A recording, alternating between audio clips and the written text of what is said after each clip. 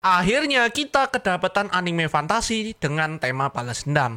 Tapi bagaimana first impressionnya? Ya halo, kembali lagi bersama aku di channel Miles Production. Dan kali ini aku bakal membahas anime lagi, yaitu first impressionnya lebih tepatnya di musim winter 2025 ini, yang berjudul Yubel Blood. Studio yang mengadaptasi anime ini sendiri adalah Satellite yang berkolaborasi sama Staple Entertainment. Dan source materialnya sendiri adalah manga. Jadi bagi kalian yang nggak tahu ceritanya ini tentang apa, simpelnya ada pemuda yang megang pedang hitam yang bernama Koinzel, yang dia ini berkeinginan untuk membalas dendam anggota yang sudah mengkhianati kelompoknya Koinzel ini, sekaligus menguak sejarah palsu yang telah dibuat di dunianya.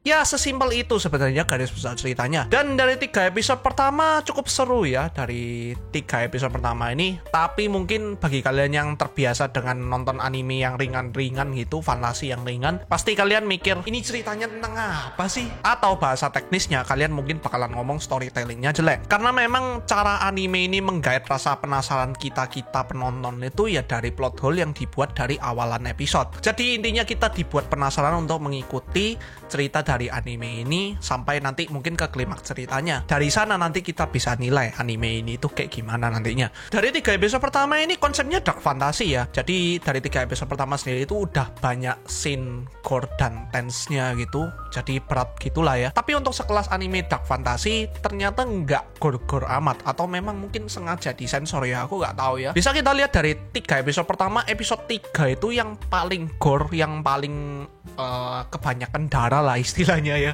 Dari episode pertama dan kedua itu scene gore-nya itu kurang mengakomodasi konsep dark fantasinya gitu loh. Jadi sampai akhir episode aku harapin anime ini ya at least full unsensor lah ya. Ya bukan berarti aku mikir pornonya, tapi aku pengen unsensor ini bisa mengakomodasi konsep dark fantasinya. Yang aku notice dari 3 episode pertama, jelas animasinya di sini. Pertama CGI-nya kasar, tapi ya aku gak bisa ngomong ya, karena mostly anime fantasi itu yang pasaran terutama, ya memang kalau ada CGI-nya itu ya memang kasar banget gitu loh. Nah, untuk animasi fighting sayang banget. Sebenarnya dari 3 episode pertama itu bisa diimprove ya. Jadi kesannya dalam 3 episode pertama itu aku dapatnya itu cuma PPT doang gitu loh. Kayak pedang disabet gitu doang. Itu PPT kayak nggak ada movementnya gimana gitu ya. Nah terus untuk visualnya sendiri tidak fit banget sama dark fantasy, dimana kita bisa lihat lightingnya itu udah terang banget ya.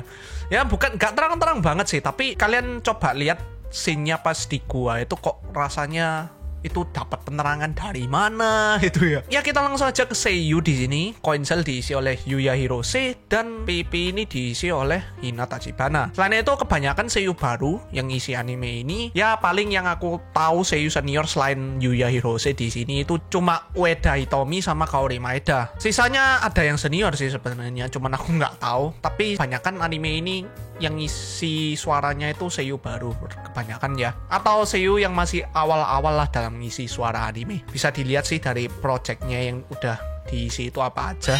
Ya segitu aja deh first impressionku tentang Yubel Blood ini. Overall dari 3 episode pertama first impressionnya cukup oke menurutku. Meskipun ceritanya ini juga cukup seru, masih banyak plot hole yang harus dikuak. Semoga nanti sampai akhir episode at least 50% dari plot hole itu sudah terkuak gitu loh. Dan dari segi animasi aku harapin bisa di fix lah sampai akhir episode nanti ya. Ya udah segitu aja video hari ini di sini Miles Production. See you again next video and stay healthy.